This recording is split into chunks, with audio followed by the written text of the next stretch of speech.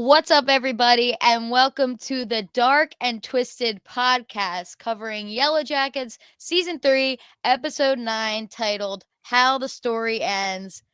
And I'm back, baby. Finally, the boys held it down. Woo! In case you forgot, my name is Kathleen. I'm so happy to be here. I watched the episode twice, and I'm joined by my co-hosts, James and Brian. And boy, am I glad to be back for this episode because this was huge. And I also wanted to bring up a quick death counter for the season because it's not high stakes. We've got the waiter, Lottie, Coach Ben, Edwin, Kodiak, and Van. And Lottie, Coach Ben, and Van are huge losses. And that's a lot for season 3 of a show, right? Yeah. Are we even done? Well, exactly. With this finale coming up, are we done? I'm hoping young Shauna gets it somehow. They can bring her back to life for later, but I hope she gets it. There is no way Shauna's dying by the end of this season. Absolute zero. Well, roll back the tapes. Because me commenting Team Mario over Team Shauna is aging like a fine wine, baby. I texted Jimmy, I was like, and Brian, being like, I despise Shauna. It's like past, when she beat up Lottie last season, it's like, you know what? She's gone through it. She had the baby, she lost the baby, etc. She's no longer getting a pass in my eyes. She's absolutely blowing it. I'm going to pass it to you guys. What do you guys think about the episode? Whoa, wait a second. Yeah. You just said two things, the Mari versus Shauna, and then our thoughts on the episode. Let us respond to that. If you want to die on the Mari hill, you have fun on that hill. Also, after the events of this episode, I think Shauna is going to make Mari's life a living hell, like a little bit more, depending on how much Shauna knows. But we'll get to that. I might be moving on to the other team, Kathleen. Team Mari or bust. So. We'll see. We'll give it one more episode, but I mean, I'm not on Team Shauna. I'll tell you that right now. But I mean, in general, it's not a Mari thing anymore, really. It's if you were going to do this episode, it's Melissa versus Shauna. But I was just joking because I feel like I was getting heat for saying anyone over Shauna in the beginning of the season. But Shauna's her stock is so low. Yeah, and quickly before we get started, Kathleen, we missed you for 2 episodes. What'd you think of the last 2 episodes? Specifically, quickly, what'd you think of the Hilary Swank reveal? Because that's a huge topic, obviously, in the fandom. I mean, the hat. Come on. Yeah. Big cackle when I saw that. I think it was honestly good. I rewatched 7, 8, and 9 leading up into this to watch them both like twice so I can have it fresh in my brain. I just think they should have had it earlier in the season because we sat on it for too long. We knew it was Melissa and then they just shoved it down our throats. So it wasn't much of a reveal, but if they had it earlier in the season, I think it could have been better. And talking about Melissa, like she had the episode of the century this episode. Yeah, I thought she was excellent. And I thought she was going one way and then she ended up going the other, obviously, at the end with the huge kill. And just like, what are her intentions? Did she do all those things to Shauna, except the freezer, as we found out? I'm just like thrilled to talk about Melissa, but I liked the episodes. I agree that Shauna's just losing her mind, like biting the arm, all that stuff is crazy. But the backwards hat was the biggest thumbs down for me. But other than that, that's not even a real thing. That was just a funny thing. So yeah. And I loved listening to you guys. I can't believe you went an hour and a half last episode. That will not be happening this episode. I got to keep the boys on track. I was just about to mention it's a good thing we spent like 25 minutes talking about how the group is going to split off into 2 and how cool that's going to be, because that's totally just not happening in any capacity after this episode. But you kind of called it, though. Like, that is they're split. What happened. They're split, but they're just not, for now, leaving each other. But we don't know. Yeah. Shauna could say, get out of here. They have kind of divided into 2 groups amongst the overall group. Yeah, anything could happen, I guess. Yeah. Listen, Sophie Nélisse said that there's no way she believes that this season will not result in season 4 being picked up because of how ridiculous and crazy and cliffhanger-ish the finale is. So I cannot wait to watch. We obviously have screeners. I will try my hardest to wait as long as possible so that I obviously can talk on the Discord with everybody with theories and on Twitter and Instagram and everything. But it's going to be tough. It's going to be tough. But let's talk about what we thought of this episode. Brian, how about you go first? In general, what did you think of the episode? It was good. I think for the first time in a while, this show was like really surprising me with some twists that I really didn't see coming. The Hannah twist with Cody, and then, of course, kind of the Melissa heel turn with Van. That was all just unexpected. And I was like, yes, I'm enjoying this. This is all good. Shauna, it's a broken record. Like, her storyline is just so off the rails in a bad way. I don't even really know how salvageable it is, but I'm glad like everybody is starting to pick up. It's like, oh, Shauna's the problem, and she's always been the problem. We really shouldn't be having her back so unconditionally anymore. Some good Jeff and Callie stuff. Whenever Jeff's smoking a joint, that's always a good time. I can't believe he didn't call Chronic. I know. Yeah, right. Thinking the same thing. But also, yeah, some good stuff in the 90s timeline too. I did like the divide, I guess. It was very logical who was on which side of the fence. And yeah, I don't know. I mean, this whole season is really going to hinge on the finale and how they bring it home, which is like every season of every television show ever. But I think it's in a good spot right now. In the past 2 or 3 episodes, I feel like Jimmy and I were both kind of on. So we're back on the right track. So good episode for me. Yeah, Brian, I totally agree with you. I really enjoyed the episode. I have 2 things that I want to talk about specifically when it comes to not being my favorite, but in general, I really love this episode. It's definitely some shocks, definitely some reveals that I was not expecting. We may have expected the end result of certain things, but we didn't expect from A to B how they got there, which was great to see. And I felt like the end of this episode was a penultimate for the finale. Seeing Nat all upset, looking up and the snow falling, knowing what comes next when winter's coming. It was some major foreboding, some major foreshadowing here. I am ready for this finale. Kathleen, what about you? What'd you think? Great. I'm ready to get into it. All right, so let's get into it. And I want to start with my first thing. Okay. And this is, how in the hell did Nat or anybody let Shauna take the gun so easily in that scene? It hurt to see. So I do want to say here, okay, me and Brian were like, how is this going to happen? How is Shauna going to be able to put her foot down and have all of the girls plus Travis decide to stay with them or be forced to stay with them? Put a pin in the Kodiak stuff because the back and forth with him and Shauna was great, but Nat just gave her the gun straight up. I mean, I know Shauna kind of grabbed for it and took it, but Nat easily gave it to her. And then everybody just was like, okay, I guess we're staying. Once she grabbed the gun, you weren't stopping her from using the gun if she wanted to. So I'm fine with that. And I can kind of buy. Nat was like, there was a lot going on in that scene. Nat was in shock. Shauna made a grab. They were pretty close. She would have had to react quick. I didn't even clock that as something that I was frustrated about. Wow, that really bothered me. Like, I would have thought if I was Nat and they're arguing, I have the gun up at Shauna.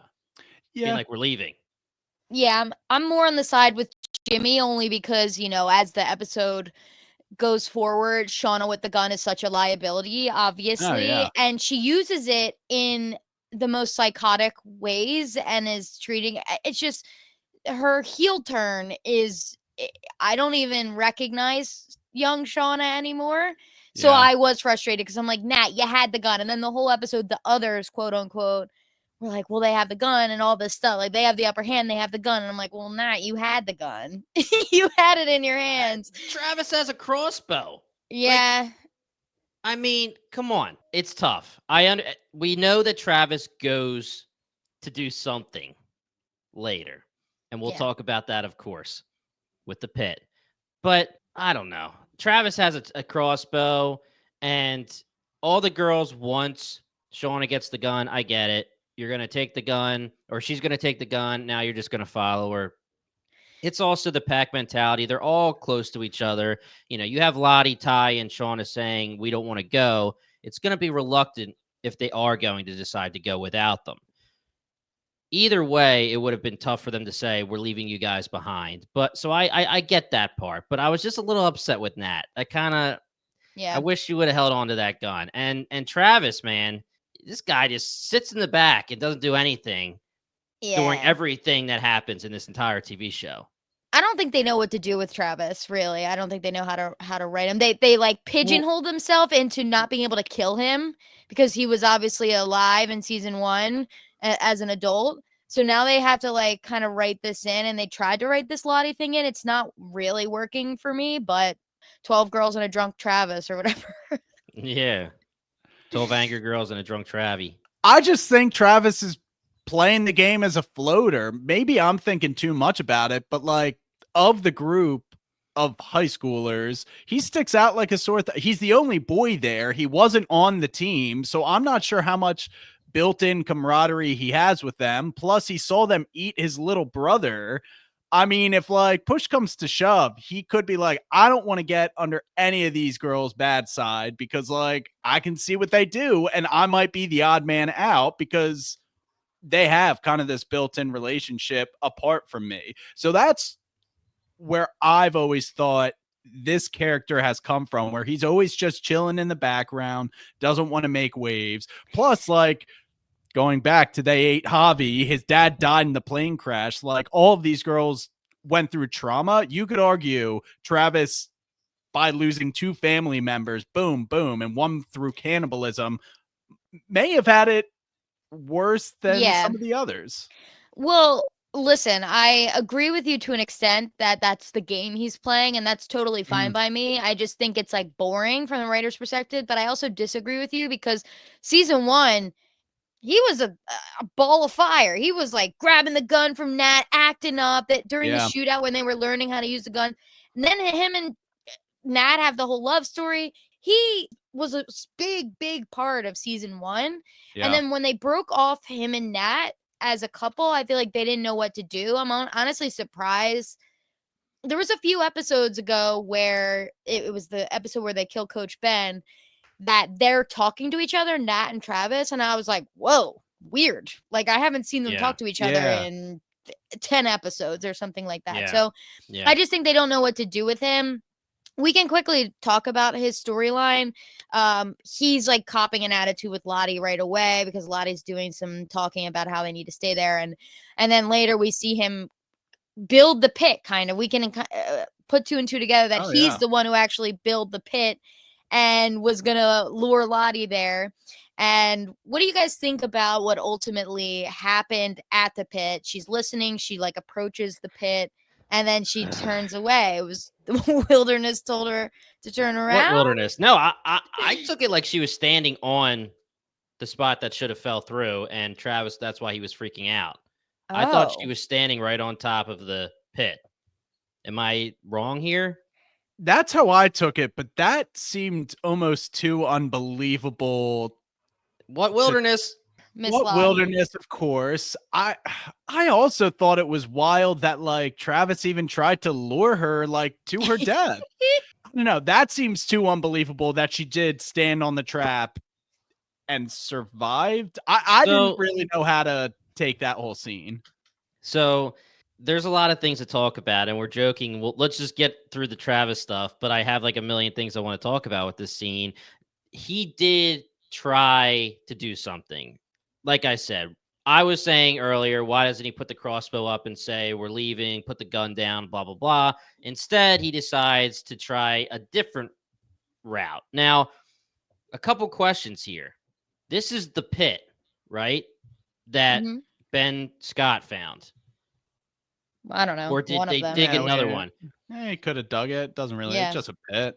Do you guys take it like he put the spikes in the pit, or did they create that pit at some point in the past? Do you think he created the pit with the spikes in this episode or around this episode and then covered it up to lower her in. Okay, so That's what I'm Travie thinking. is the one who created the pit probably here, which is very interesting. Now, yes, I took it like he reluctantly brought Lottie.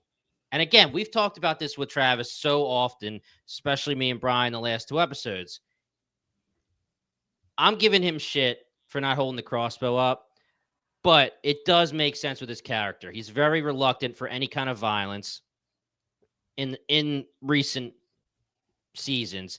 Very reluctant for any kind of violence. He's one who has kept his humanity the most, barring certain things like eating his brother's heart and everything like that. But violence-wise, so what was he trying to do here? Was he going to say it was an accident? Was he going to just say Lottie fell into the pit? Was he going to just say she's dead? If he was going to say I killed her, then just shoot her with the crossbow. Well, Kathleen, you're the only one of us that watched the episode twice. At no point did they show a shot like zoomed out where you see her standing on the branches, right? So it is up to interpretation where she was standing, what happened, whether it was she was heading that way and she had like a spur of the moment. No, I shouldn't stand on that. What I took it as is she inched up towards it, but I didn't think at all that she was on top of it. But I mean, I'm just watching, taking notes. Like I wasn't actually staring at her feet. I just was like, kind of like, she doesn't go in the pit, so she's alive in the adult timeline. So, well, that's the part that makes this interesting because she's taking these steps, and for the 1 millionth time for all of our listeners, this is the new everybody drink when we bring this up. The devil's advocate of everything, where you can say that Travis was watching her get closer and closer. Because she got closer and closer, he started to like get very uncomfortable and freak out. But my side of the devil's advocate was like, I heard the crunching and I saw his reaction, and the shock in his eyes to me made it seem like he was shocked that it didn't break through. And she looks at him knowingly like, yeah, it's not going to break because I'm in touch with the wilderness. I thought she knowingly walked onto it to just show him this shit's real. I look for anything that could be supernatural. I know you do. All right. So back to kind of the beginning, I wanted to talk about Ty because, we're coming off of Ty being one of the ones that wants to stay. And I like the idea of her being like, there is so much here to clean up before we leave. And even though last episode, the guy with no eyes was behind her, you never know if it's bad Ty, good Ty, whatever. She's not wrong. She's absolutely not wrong. She's like, did you see the look on Edwin's face when he saw Coach's head? Like, we've got so much to do here. Yeah. And the stakes of winter coming is such a big thing in this episode. Like you said, Nat, with the snow and everyone thinking like, we can't do this again. I like that they hate it out there. They're not totally lost in humanity, that they're like, we can't do another winter. We don't want to kill more people. We don't want to eat more people. Vance says we ate a fucking kid. It's nice to hear. It's like obvious kind of, quote unquote, but it's nice to reiterate that these girls are like, holy shit, we can't do another winter here. This is like so crazy. I don't know. It's part of me was like, I'm so glad they put that in the script because I that's like not so abundantly clear all the time. I am more on the side of, yes, you have to clean stuff up, but there's a chance to get out of here. That is priority numero uno by a pretty significant margin. And anybody who thinks anything else is a little bit crazy. The biggest takeaway of the Van and Ty conversation is that Van has been practicing with the cards, meaning they have been cheating death, quite literally, which is, oh man, that had me feeling some type of way. Yeah. And we were guessing it. We talked about it. I brought it up in the earlier season when Van kind of made a face when Ty picked the wrong card. And there was a lot of talk about it in season 2 as well. You saw Van playing with the cards throughout the season. So nice to have confirmation. But Brian, Kathleen, what wilderness? Was Van cheating death too long? Is that why she got sick eventually? I kind of like that, actually. Wilderness decides. It's like Final Destination, man. You're going to die. Yeah, that is cool. I actually like that idea. I like it too. I Tai's next. would also say there was a young Van vision in the adult storyline this episode. Either 1 or 2 episodes ago, there was another similar vision where adult Van saw her younger self, and the younger self said something to the effect of, "We never cheated death." So maybe going along with this evidence, that's just her being like, "Nah, we never cheated death because death's still coming for us. It's on its way." Totally. 100%. Yep. All right. So moving forward, we split into 2 groups. We've got Shauna, Melissa, Ty, Misty, and Van. They've got the gun. They kind of have the power. And they put Misty up to be a mold. That doesn't really work out. As we shift over to the others, which is everybody else, they're all totally icked by Shauna. And they're like, we've got to get out of here. What do we do? They're at a disadvantage. And I am so on team the others. It's insane. Like, I am like, give me the down and out crew. Because you know what? Out of everyone, I'm like, I need Nat to be saved. She is the sweetest angel in the world. I need her to be saved. So whatever team Nat's on, I'm on. Well, number one, when Misty does try and be the mole, they say, "We saw you talking to Team Crazy." So even they are like, we are the right ones. We are more sane than they are. But also this discussion, it almost made me think of White Lotus when Parker Posey's character was talking to Tim and was just like, "No, I'd rather die than be poor." They were essentially like, "I hope I draw the first Queen of Hearts and you guys get to eat me. I cannot do another winter. I'd rather die than do another winter out here." And that's Akilah, Mari, and Nat kind of have that conversation because Nat's like, "Hey, listen, let's just wait it out. Like, we might have our moment." And they're like, "Nah, no more waiting. I'm done. Like, come on." It was just a good conversation. Another one of those where it's just like nice to hear where these girls' heads are at. And they're definitely by no means comfortable out here in the wilderness. Totally. Yeah. And it makes you wonder again, what makes them snap? What makes the rest of them snap? Because it could be so many things when we see that picture that's ingrained in my head of the 8 of them that are all dressed up in feral gear. 2, 3 of them could be reluctant, right? If it's Melissa, Travis, they could be, and Nat, they could be reluctantly doing what they have to do because Sean is still the boss at the time. Or there is something that really snaps all of them for a time. Yeah. And maybe we'll start to see that in the finale. But we saw our girl Jen, not be a follower to Team Crazy. And we were joking, Kathleen, you said Melissa had a great episode, which she did. Jen had some lines this episode, and they were bar is so low. Really, Jen had some lines this episode. Jen had some lines. And but her lines were for Team Homies, not Team Crazy. Yeah, totally. Which surprised me. I assumed Jen would be fully on Team Crazy. Jen just needs people to follow, whether it's the crazy people or the good people. She just needs people to follow. Absolutely. That's Jen's whole thing. Shout out, Jen. Shout out, Jen, dude. Okay, let's sidebar really quick. Take it fully off line. Van going and getting the phone box, right? Yep. She's gathering stuff to try and fix the phone. Misty's watching her from afar. Now, when I'm seeing Misty, and I think I texted Jimmy this, I was like, what is Misty up to? Is she going to sabotage the black box again or whatever, that's the transponder? And then it ends up coming back into play at the end of the episode. Misty takes it, realizes, oh my God, I know what this looks like. I can find one of these. And she gets the transponder. So we had asked the question, does the adult girlies know that Misty smashed it?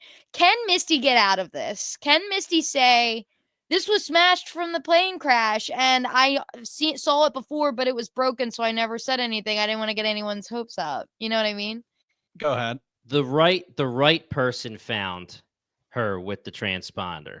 True. Very right person. So Nat in the future, there could be some reasons why she acts a certain way towards Misty. But because Nat is our girl and our favorite and sweet, like you said, an angel, she may decide to have this discussion with Misty and then keep it in because she does not want to see the girls, especially Team Crazy, take Misty out. She doesn't want any killing. So I think that Natalie is going to literally take that to her grave. But we'll see. Wow. And I do think that Misty probably could get away with it with that conversation, because what is she going to say? Like, yo, we're scientists, we're engineers, we can recreate this black box. I saw the transponder was broken, so I just freaking hit it because I didn't want us to have false hope. You got a problem with that? Yeah, that's what I was gonna say. Nat discovers her with the transponder, not necessarily that she destroyed the transponder herself. Right. And I'm with you, Jimmy. Pretty much everything you said. I think that's how they're going to explain it. Nat takes it to the grave, but it would be consistent because Misty always says, me and Nat have a special relationship. Like, if she covers her butt on this, the alternative is all the girls know, but there's no way Misty survives that, period. Yeah, it's a good point. Okay. I didn't think that Nat could keep it secret. Yeah. Nice. That's Sophie where I'm at. Thatcher, she's so good. They're all so good, but I heard you guys talking about Companion on the last episode. I didn't watch Companion. I almost did. I watched Heretic though, which she was really good in with Hugh Grant. Oh, okay. Yeah, it's like a horror. She's another horror. She's good. She's great. Love that girl. She gonna turn into a scream queen? I would love that. We love a scream queen. Yeah. All right, let's move into one of my favorite scenes of the episode, which was Melissa and Hannah talking to each other. Now, this is where Melissa really shines, when she's talking to someone other than Shauna. She's so awkward when she talks to Shauna, and every scene leading up to this, like, we just don't know who Melissa is. And this is great in two different ways. One, Melissa, I love when she's like, I would literally die to watch The Real World right now. Like, that is so me coded. If I was in the woods for a year, I'd be like, what's happening on Grey's Anatomy? Like, I'm going to die if I don't know. Yeah. And Hannah brings up her kid, but Hannah's doing a great job this episode. She's trying to make bonds. She is so smart.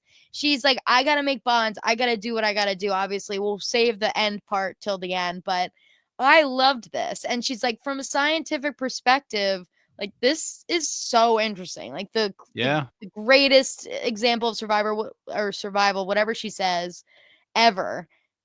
I was loving this conversation, and Shauna is just the worst. So let's talk about this really quickly. I think that The Real World would have been in season 5, Miami, for our girl Melissa, just to let her know. Now, that would have been July 12th through December 11th, 1996. Yes, 1996. So if we go into 97, if we go into 97, that's the 6th season, and that's in Boston. So that might have been a pretty good season. Yeah, it could have been. I was 6 years old during that, so I don't think I watched it, but. No, me neither. I didn't see that, but it's definitely Boston. We're like well into 97. I think the timeline is there's only probably like 3 months left out there. They go through winter, but they get picked up pretty soon. I thought that this interaction was awesome. This was a great episode for Melissa. You start to like her character through these conversations. You start to feel bad for her character through the conversations that we're about to talk about in a second. It makes you feel for Melissa, so that when we have adult Melissa show up in this present day timeline, you start to care a little bit more, because, we were wondering about this 8th survivor. Who's it going to be? It's probably going to be Melissa. Do we really care if it's Melissa? Yes, it'll be interesting to see the baggage between Shauna and Melissa, but otherwise, do we really care that much? Well, this was a pretty good episode to make us care more about what happens to Hilary Swank's Melissa. And Hannah is a very interesting character, and she is a good pit girl candidate. Yeah, agreed. Yeah, for sure. I don't know. I like that her survival instincts are starting to kick in, and I don't know what you guys think, whether it was full on manipulative of her to even spark up the conversation with Melissa or not, but I'm with you, Kathleen. I think she was just like, I need bonds. I need some sort of friend if I want to make it out of here. And then later in the episode, she does the ultimate play, which was crazy. So this was a great episode for Hannah. And like I said, they alluded to the night where they got captured that she really had zero survival instinct. Kodiak was just like, literally stay at my hip or go off, do your own thing. You'll probably die. So it's good to see she's learning. I like that she worked the scientist angle. This is like such an amazing case study, what you guys did. It's incredible. So yeah, killing it, Hannah. But the blow up, oh my gosh. Shauna's the worst, man. Shauna is the worst. And I think that's like the only way she knows how to treat someone who, like, I guess she did let Melissa in, but like if Melissa ever pushes back like that, she's going to get jealous. And could you imagine a worse person to get jealous than Shauna? And she just rips her head off and points a gun at her. You can't call Shauna nuts. That's what we learned. Yeah. Don't call her for crazy. Just don't do it. You're going to get shot. Yeah, this was really, really bad for Shauna. It really was. Yeah. We talk about unwatchable. Nothing's unwatchable when it comes to Yellowjackets. Brian, you called it out pretty nicely last episode. It's tough to watch. There's a difference. And it's entertaining, but it is very tough to watch. You were saying I don't see how she has an ability to be redeemed. I don't think she does, and I think that's the point. I think that will be the point of Shauna. But something that I did want to rewind for a second, Melissa, and I might start calling her Mel, Brian. So Mel over here. I loved that. She unknowingly may have caused Hannah to make the decision that she made, because when they're talking, Melissa does say, I'm paraphrasing here, but she says, it's crazy to see what people will do to get one more day.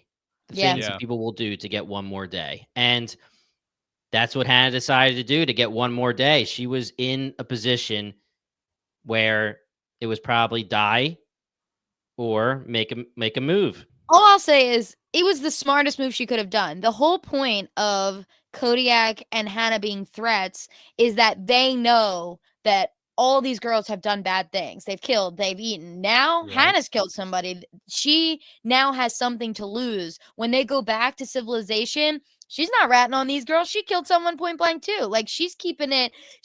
That was the ultimate calculated risk. And we know Hannah doesn't make it out, which sucks. But it was a calculated risk. She's like, they want to kill me because I know too much. Well, I'll join the ranks. And I was like, snaps, baby. Let's go. I never even thought of that. She ensured a mutually assured destruction. Like, if either of them go down, either of the groups go down, her or the Yellowjackets, they're both going down. So I will say that Shauna, when she was laying down and she was not sleeping, she looked over and saw Melissa wasn't next to her. Oh, yeah. We know Shauna wants that companionship deep down. I think she was upset. So she gets up. Or Kathleen, what do you think that she was just trying to start some more shit? Yeah, I don't think she expected Melissa to be next to her after no one gave a shit about you to me. No, I think she just looked next to her and was upset that now she doesn't have her there. Oh, I think I missed that. A lot of the night stuff was so dark. And I watch on my computer and I watch on my phone the second time. It's so dark. I texted Jimmy that during like the misty stuff with the transponder. I was like, I don't know what I'm watching. It's pitch black. Okay, understood. Yeah, so she's laying there and she looks over and you could see that there would be a pillow there for where Melissa would be laying, and she gets frustrated and gets up. So we have the tents, right? We have team homies in the tents waiting for something to go down. We have Nat and the other team homies waiting outside a little bit further away. Shauna, just for whatever reason, it's so funny. Kodiak's like, I think they're asleep. And literally nobody is asleep. Every single person is awake. And I guess Shauna just was like, oh, I don't know. Let me just get up and check. For a second, I was like, is this like some supernatural wilderness thing being like, hey, Shauna, something's going down? Or was it just her double checking? Whatever. But she catches them with the gun, and we already talked about what happens next. Kodiak, Joel McHale gets some good lines in the beginning of this episode with some light cannibalism and some jabs at Shauna. So R.I.P. Joel McHale. And Hannah, I agree. It was a clap, clap, clap. for our girl to stay alive. Rips in the chat to Kodiak. We did say pretty much the episode he became a thing. We were like, he's not lasting very long. Hannah might go the distance, but not Cody. So this was expected. It was an awesome kill. And I said it was expected he would die. Even in the moment, I was not expecting that to be the way. Right. So applause to the showrunners for making an unexpected way for an expected event to happen. Yeah. Agreed. I didn't love Kodiak's character. Something about Joel McHale playing this like serious, brooding guy. I just don't buy it. I don't know. It just didn't quite work for me. And it's like, what's Joel McHale doing here? Kind of was the vibe I was getting. So I'm not like missing him. No offense. So I'm glad that we just have Hannah. No characters from Community or New Girl, just like hanging out in Wilderness in Canada. So Shauna did look hype though. Yes. Shauna's on board. Yeah, she was in. Yeah. Yeah, definitely. I mean, all I could think of is, like I said, it's like, okay, Hannah made that calculated risk. Now she's kind of blowing up everybody's spot. Like, he was the only one who could get them out of there. But now she took the risk to be like, okay, I might not get out of here tomorrow, but I may be able to get out of here long term if I do this. So. Well, and hold up. You said she's blowing up everybody's spot. In a different manner of speaking, she is saving the others, team sanity, because she could have been like, hey, listen, Nat gave me the knife. I don't want any trouble. I was just going for the plan. Yes, okay. But even in the moment, she was like, nah, it was him, Cody. I didn't want to do it, but like so she played it as perfectly as she could, and she saved half of the group from Shauna's wrath. So like, hey man, Hannah, good thinking on her feet. That's very interesting because she does what is needed to be done for Team Crazy. So now Team Crazy's happy, and then she saved Team Homies. So now the question's going to be, what are they going to tell Shauna they were doing out in the wilderness? That I feel like go for a walk, dude. Fuck you, Shauna. Basically, who cares what we're doing? That's what I would say. Like, why do they owe her so much? You know? Well, because she demands it. That's the problem. My wonder is if Shauna is going to sniff it out and assume that there was a mutiny happening, and like she did say something's going on earlier in the episode. She just couldn't figure out what it was, and I wonder if it's going to be like they're prisoners now. Well, kind of as this scene develops, I think it's Melissa who goes out to them waiting in the woods, and all she says is Shauna knows. She doesn't say, does she know about the plan, or does she just know that Hannah tried to escape? So we don't know the extent to which she kind of sniffed everything out. But I think it's going to be pretty obvious how the events played out.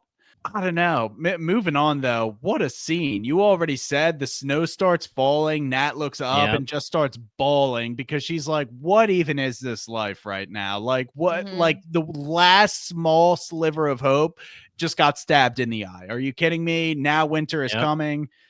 Oh, man.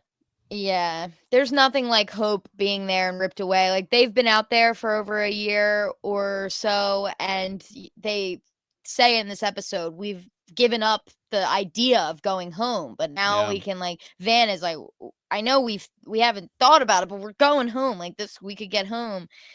And yeah, my final thoughts on the timeline, because we didn't really talk about her shooting Melissa and her, like, you know, wetting herself. The fact that the other girls didn't, like, go up behind Shauna and, like, tackle her, it's like she's about to shoot a girl right there for no reason, just because she is walking away from her. They're in an argument, two girlfriends fighting. Like, could you imagine Alex get a gun and point it at me because I'm walking away because I don't want to hit? Like, that's crazy. And I just can't believe that the other girl, because Van makes a comment like, Jesus, when she says you're nothing, all that stuff. But no one's actually doing anything. Like, when Shauna's not looking, they should take the gun away from her and be like, you're tied up and in the pig pen now. I am totally on that team. Like, at a certain point, I three agree. of them got to be like, listen, she's too unpredictable to, like, one, have the gun, or two, even be in charge of this group. Like, they got to go tie her up in the night. I'm sorry. Like, do what you got to do. Shauna is not okay right now. Yep.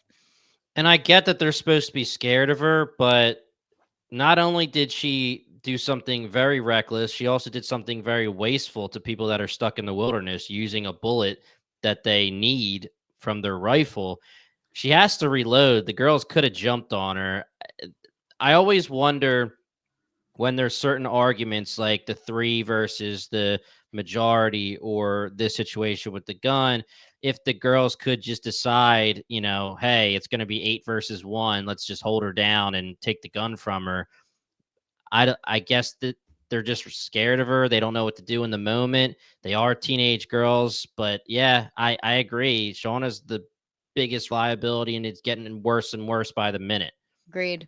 And the episode ends after Nat, or the 90s timeline ends with Nat crying in that amazing scene. She sees Misty being a little sketch bag, and she follows Misty, and Misty gets so pumped, right? She sees that she has the piece that may work for the phone, and she sees Nat, and Nat sees Misty. Nat is horrified. Misty's cheesing like crazy, saying, I think I found our way home. And Nat's like, you had the transponder. Yeah. And obviously it ends there. Misty's interesting here because she was on Team Crazy, but you saw her face during everything happening. Go ahead. Misty is on team Be Friends With Me. Yeah. That's the only team Misty is on. That is why I was going to say it's interesting because Yeah. she just is whoever will give her the attention. But you saw her face during everything that was happening. When the plan went to shit, she looked like, oh, damn. Like she looked hopeless and looked upset like the girls on Team Homies. So I think it is to the point where my theory was that she was going to just want to be in the wilderness for as long as possible because it's just the same reason why she destroyed the transponder. They need her in the wilderness, or she has a connection with them once they're there. But it seems like besides Team Please Be My Friend, she is trying to get them home now. But either way, we're going to have some kind of answer here in the finale of what Nat's going to do when she sees the transponder and the immediate reaction. Yep. All right. Now we are in the present day, and I'm going to throw an audible, and we're going to start with Callie and Jeff because this is something that's quick. We can get through it. And shout out to my boy Jeffs. He got the Joel's business, baby. He got Yeah, he did. And they celebrate by rolling up some chronic. He teaches her about the nugs. It's all good vibes until it's not, of course, until he's crying on the bed. But it's good stuff. Ladies who lunch. He's got his pants up. Jeff's just the best. Like, I don't ever want him to be sad. And unfortunately, he's like always Lottie. sad. Yeah. Absolutely not. Blasphemy. No, I don't want him to be sad, but reality did have to hit him eventually, or he just had to come face to face with the reality that like Shauna's tough, and he said it with, I guess, a euphemism where he's just like, because Callie's kind of like, hey, did you mean what you said about mom? Because like I kind of see that in her, and he doesn't. He doesn't double down. He's like, no, that's just something I said to get the business. But Callie, marriage is tough. And sometimes with your mom, it just feels lonely. And then he starts like breaking down because she's just like, it's the truth. She's so distant. She does whatever the hell she wants. And like when they do interact, it's usually her like bringing him down. So like you said, Kathleen, I just feel so bad for the guy. It's like watching a unicorn fart or something, watching Jeff cry. It's just like a contradiction in and of itself. Yeah, don't let our boy cry. I know. Yeah, he's a gem. I think I say that every episode. He is, and it's a shame, but I'd marry Jeff. He wouldn't be lonely if we were married. But he killed Lottie, Kathleen. He killed Lottie. No. I when need you to, texted I need to me say that, this. I was like, no. I need to say this really quickly, though. Now the newest thing is that Callie killed Lottie. Okay, We're just gonna I pick believe it. we're gonna pick every single person on the show until we're right. But I am seeing the fandom talking about Callie as a possibility. And actually, I don't hate the Callie theory, to be completely honest. We'll see. And I don't think we need to talk too much about it, but Yeah. it needs to be said just because the fandom is talking about it. She's got Shipman blood. She's capable of murder. Oh Okay. yeah. Moving forward, I'm pushing us forward. Adult Van getting oxygen in the hospital bed. She's having this sort of hallucination. She's seeing young Van as her nurse. And I always love when they bring the young versions and the old versions together. Obviously, we see it again at the very end of this episode. Right. But she says, do you remember the Goonies? And I love Adult Van being like, I've literally seen it 100 more times than you. And Yeah. it's such good vibes. I really didn't expect to lose Lauren Ambrose this episode, and I had recently watched a season of 6 Feet Under, and she is a main character in that. She's so young, and to be fair, I didn't even realize it was her. I was watching 6 Feet Under, not realizing the two, like being such a Yellowjackets fan. That's how young she is, and she's so good in this. And they talk through the Goonies is one of the greatest quests of all time, a classic hero's journey. You got to listen to Taissa, even though, she says it's not our Taissa. She said, even more so. Listen to her, stick something in her IV bag, and we're off to the races. So, what do you guys think? I think that this was a phenomenal scene. Lauren Ambrose, Liv Hewson knocked it out of the park. I love the interactions between the present timeline and the 90s timeline versions of themselves.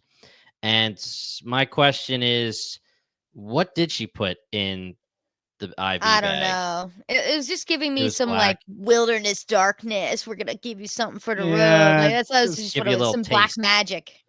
Just a little symbolism or something foreshadowing, this it wasn't good juice, that's for sure. It was Yeah. it Well, was bad black liquid. Ooh. it was Yeah. wilderness juice just to give her a couple more hours. But me and Brian talked about it. We put the percentages on the board. What if we thought that she wasn't going to make it out of the season? I thought that she was going to pass away this season, but I did not think that she was going to get out of the bed unless it was due to supernatural. She's back and she dies for another reason at the end of the season.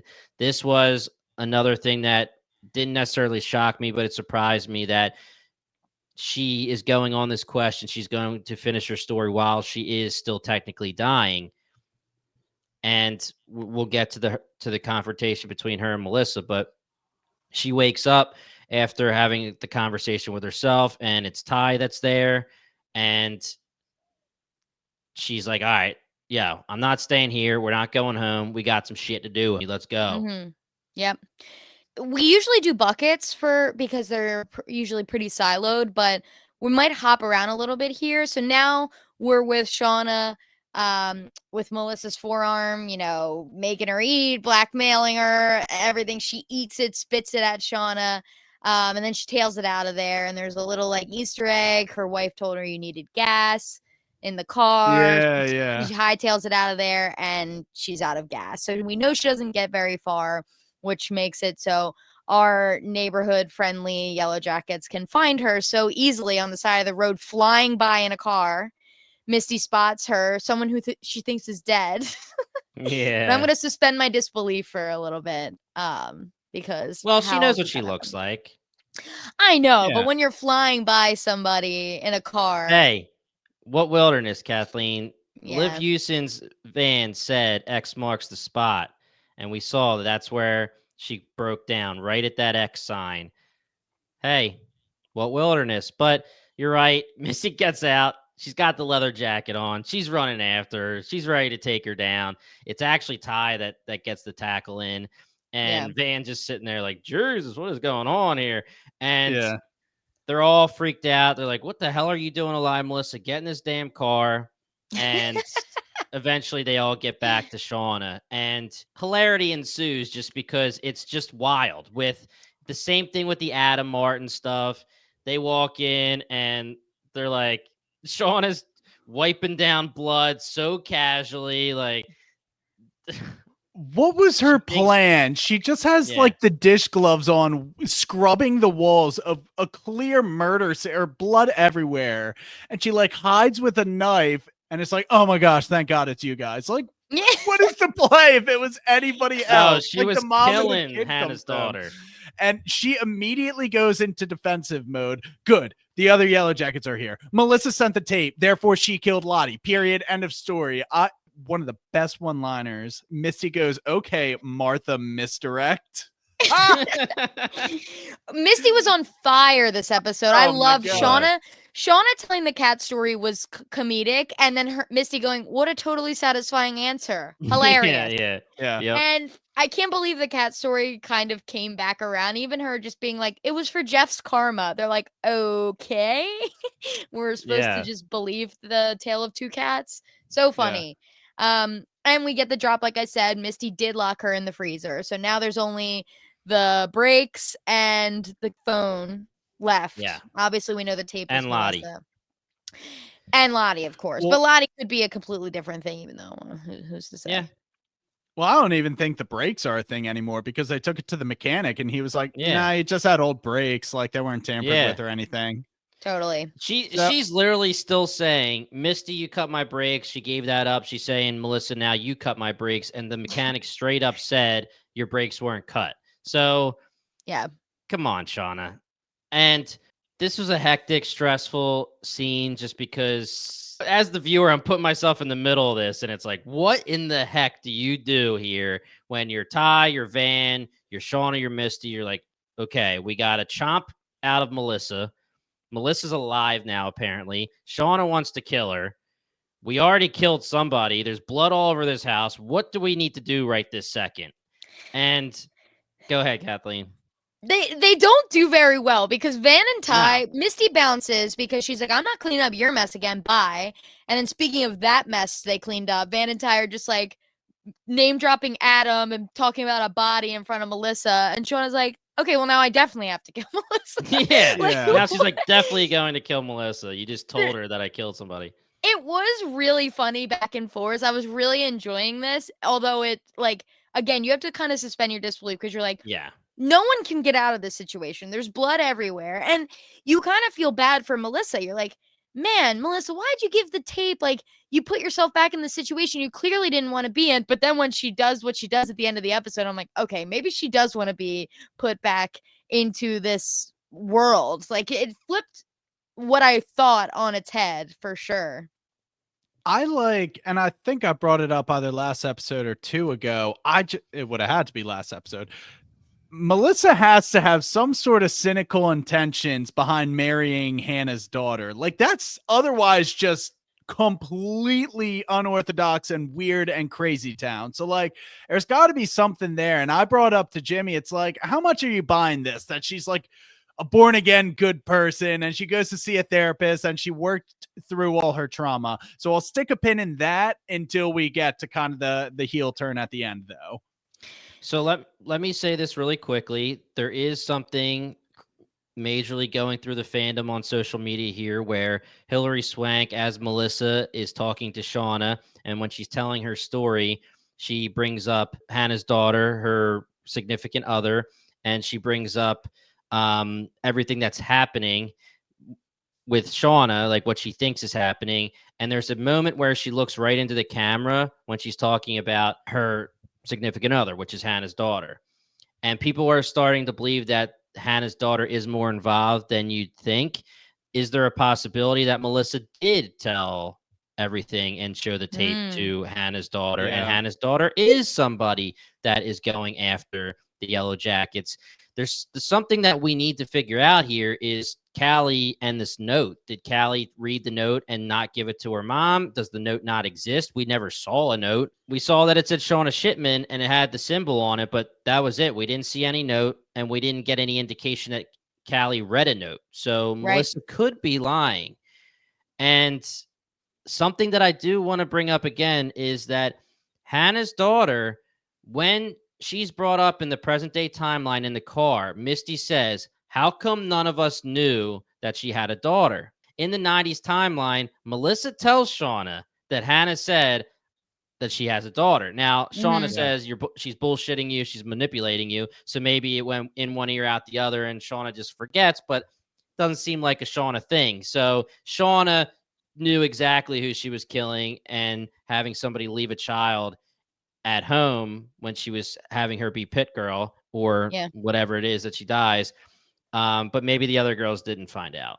Yeah, I think the note is key. Well, let's put a pin in Melissa for a second. And because I want to end on all the Van and Melissa stuff, let's pivot to Misty. Another hilarious thing, she gets an Uber to an empty field, and just that one liner to the Uber driver about his Etsy shop cracked me up. I'm like, Yeah. Misty is like, I feel like she really had an earnest conversation like with this Uber Oh, driver, yeah. and I love that about her. And Walter shows up, and what do you think? Because Walter is an absolute sketch bag. You mean to tell me that that phone was cloned, and if there was something incriminated on it, Walter didn't get rid of it? Like, what Well, did Misty saw something that maybe Walter didn't know was yeah. incriminating? Yeah. But That's how I took still, it. yeah, crazy Well, work. Well, I'm starting to be on Brian's side here that Walter just loves Misty. I think that that's the deal, and he's trying to help, and he's so happy that now that they're working together, he makes her chocolate martini. He forgot the chocolate shavings. He's lucky he had some cacao from whenever. And while Heirloom she's looking cacao. at the phone, she sees something when she's sliding through that's telling her something big time, and she rolls out on Walter. I don't think I'm going to assume it's something similar to when she knew to go to the restaurant, the Asian yeah. restaurant, because that's a Lottie thing that she's close to where she knows, like, this is weird. She's vegan. It's a shitty restaurant. You think it's something incriminating Walter, Kathleen? Big hard no. She was looking at Walter like, go in there and get me my shaving so I can watch this phone and like look at this phone and bounce. Well, Why couldn't she look at the phone in front of Walter if he was fine? Because he's an outsider, and if it has anything to yeah. do with the Yellowjackets, she's protecting whoever it could be. So you think that whole scene revolves around the fact that Misty was still super suspicious of Walter's involvement with the murder, had to get him out of the room, and then saw something that incriminated Walter and So dipped? I just think that her line of questioning to Walter felt so fake to me. The way she was saying it was like, do you think we could have missed something? Is it possible that like focusing on just on DNA evidence is this it didn't feel authentic to me. Like she was genuinely asking somebody that she trusted or whatever. It felt fake. It felt like she was trying to elicit a reaction from Walter to me. I don't know. It's just how I took it. I thought that part was genuine, where she was just Hmm. questioning, this is not a cut and dried, Shauna has the DNA in the fingernails, case What? closed. I think she checked in on the cat story, that checked out as an alibi. So she was like, Yeah. it just seems too easy, and Shauna's crazy, but it just doesn't fit for her. So I think yeah, exactly that. She doesn't think it was Shauna, and she's like, we need to dig deeper and find like the missing link that's going to blow this case wide open. And I think she found it. I think Walter's just like, he stands. He's a little lover Yeah, I boy, agree. man. He I'm there found now. I'm Misty. there. He is all on Team Misty. Plus, he already I'm there. murdered for her. Like, they know that Walter killed the guy. And, Misty better not screw this up. He might forgive her for rolling out on him. I think he will. I mean, if you have someone like Walter making you chocolate martinis middle of the day in that sweet house, having a helicopter come down, you gotta stay with your boy. Gotta stay with your boy, man. He is a great catch, except for the fact that Misty's he's a the killer. catch. Misty's the Well, catch. they're both, and I love when we're talking about characters from a TV show here, and I'm like, he's a great catch, knowing Yeah. that he's a killer. And Also, Misty the just same two way. crazies. Two absolute Exactly. crazies. He's a great catch for Misty because they're both Yeah. crazies. All right.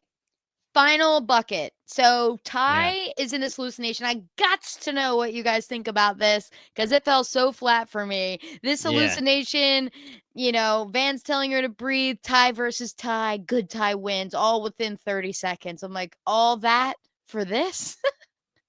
All that for this? Come on.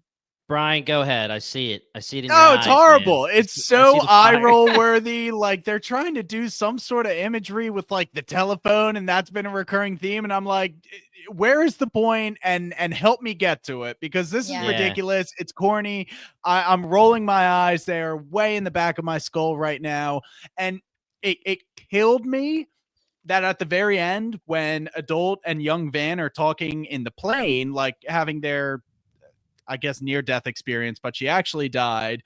Young Van is just like, well, we finally got the real love of your life back. Isn't that like, doesn't that make it all worthwhile? And I'm like, absolutely freaking not. It doesn't make dying worthwhile. Like, that was the dumbest little storyline, their internal fight between bad Ty and good Ty. And a season ago, 2 seasons ago, that was one of the storylines that I was most interested in. And I don't know how I would have done it better, but I'm watching the show and I know that that storyline this season did not work at all for me. It felt sluggish. They weren't giving it the attention and the effort that it needed. It just kind of happened and they forced it upon us. And now it's done and they're forcing that upon us. And I was like, thank God. I think it took 2 years off my life. I'm not going to lie. Yeah. Yeah, and I wonder if they just didn't know where they were going to go with that storyline when they wrote it into the story, because I said in the beginning of this episode, there's 2 things that I need to talk about, and this was the second thing. It was just, to me, not great at all. Really, just all of the time that we got. I said it last episode with the Melissa reveal and the Ty stuff. That's why I felt not great about last episode. And I kept going back and forth with the Ty stuff. And this is the worst that I've ever felt about the Ty stuff, because now we better not get that much of other Ty in the 90s timeline, because you're telling me that you're going to show me more 90s timeline, other Ty, and give us some kind of story and waste our time with that, and then literally have adult present day Ty have a 3-second inside her own head throw down, and she just throws other Ty down and says, I'm taking over now. Yes. Woo. Like, come on. Yeah, I mean, she might come back. Have you guys ever seen Us, the Jordan Peele movie? My thing is, like, what is Bad Ty's intentions? Does Bad Ty just want to live? Does she just want to get to the surface and live? Or does she have like ties to the quote unquote wilderness, ties to being bad, ties to darkness? Or is it truly like she loves Van with all of her might too, but she's been suppressed and she wants to come out? Because that's kind of the premise of Us, is like there's like the above ground people and like the underground. It's almost like an upside down version of you, like the like dark side, light side, and then like kind of like all the dark ones come up, and it's like iconic. That movie rocks. But it's like they just want to live too. It's like I'm a part of you and you're not letting me come out and live. Is that the case? And if that's the case, it's like, I don't know. Now we finally got Good Ty back. Van's dead. Good Ty is just going to be sad. Like, we finally get Good Ty and now she's sad. And also, like, Bad Ty completely dismissed Simone as a human being, and now Good Ty's going to come back. Good Ty still loved Simone and her son. Like, Bad Ty was just kind of like, you know what? That's not really my jam. I'm a Van girl. So, like, she screwed up her life big time, and now we kind of have to, like, face the consequences of that. But there's no payoff. Like, there's no goodness coming out of this. We had, like, a weak storyline into now Ty's just going to be in a world of shit. You know what I mean? Yeah. So I agree with you, Brian. The like, isn't it worth it? It's like, no, it's not worth no, absolutely not. Yeah. And I can see a storyline here where Ty lets other Ty back in because she's so upset about Van's death. And then we're going to get more other Ty. And do I care? No, not for 1 second. No. I really wish that if they were just going to go with this, I guess I don't wish, but they should have had the struggle being shown on screen way more this season, like the actual internal struggle. They showed only a few things, making us question what's actually going on here. So I don't know. But either way, we find out that Hilary Swank's version of Melissa closed the flu, so they were all starting to not be able to breathe. They were losing consciousness. Go ahead, Brian. I just thought it was a clever cop-out that Van, like, had an aside with her oxygen mask because of the cancer of it all. Like, she needed that, and that's how she was able to kind of, like, save the others and address the flume. I just thought that was smart, and that worked for me. Yeah, agreed. I mean, she actually left the room. She went outside to go get it because she wasn't feeling great. So that writing made sense.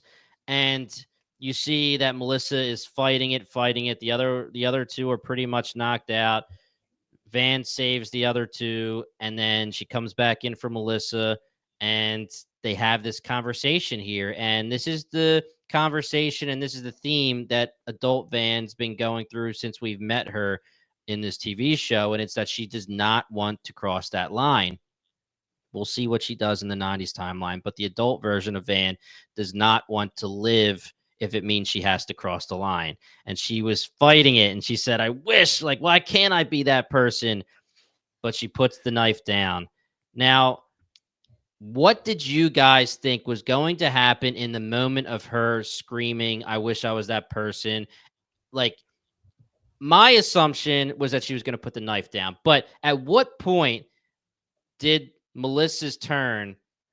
Did you guess it at any moment, or did it shock the hell out of you as you were watching? I was shocked.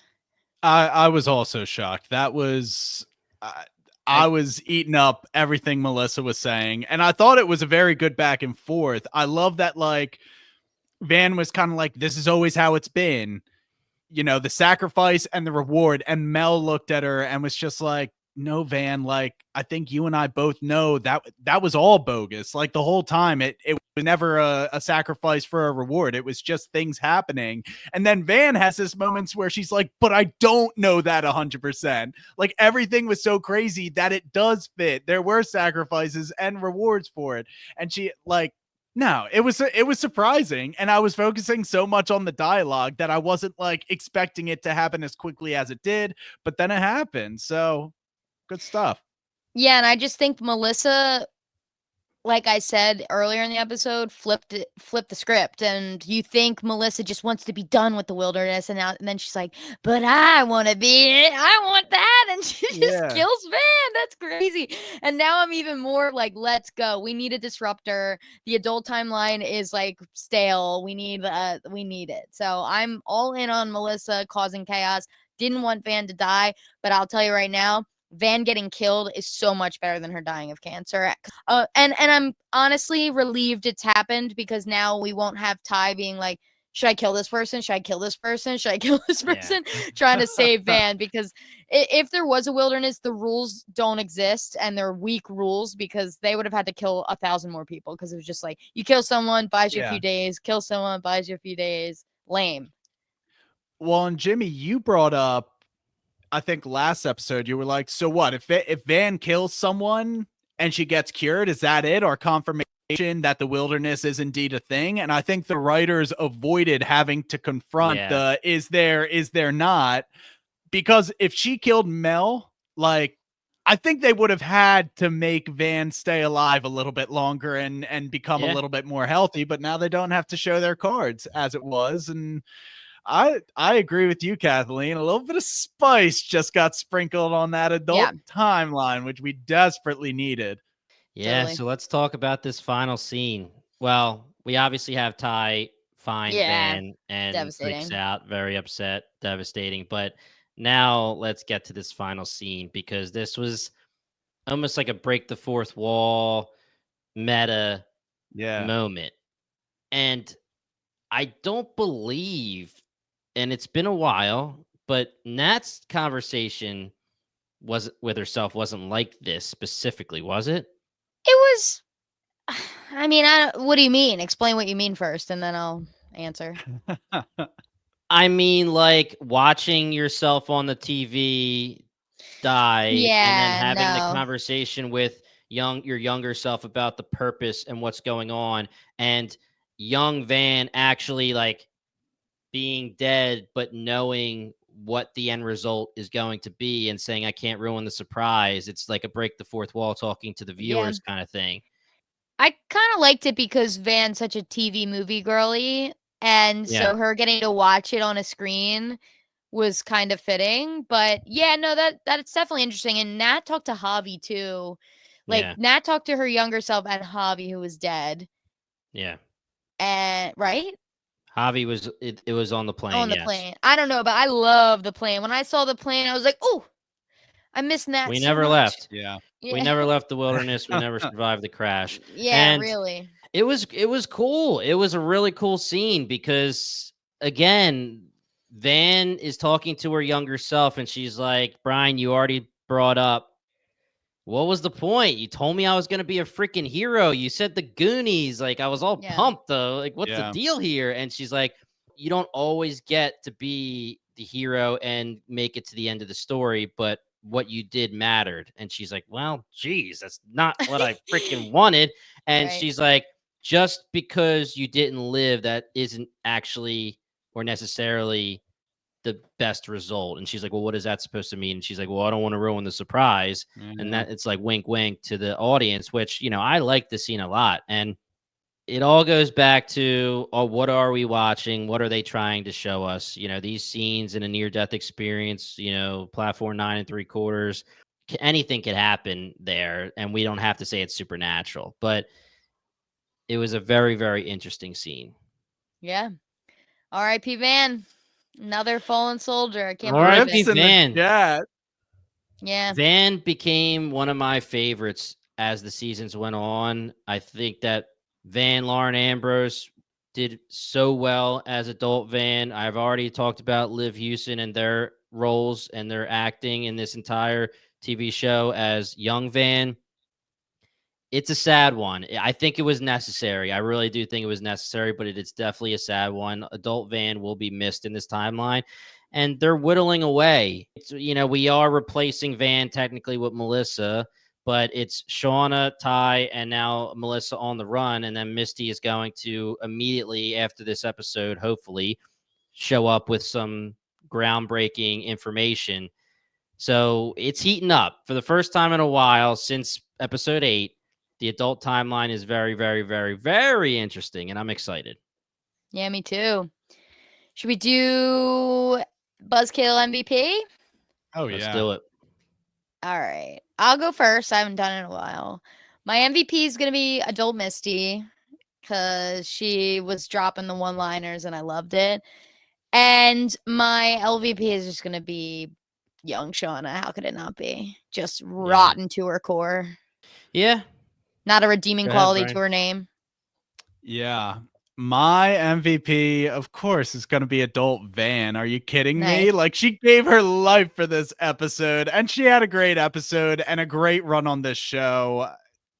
Adult Van, definitely. My buzzkill? Let's go.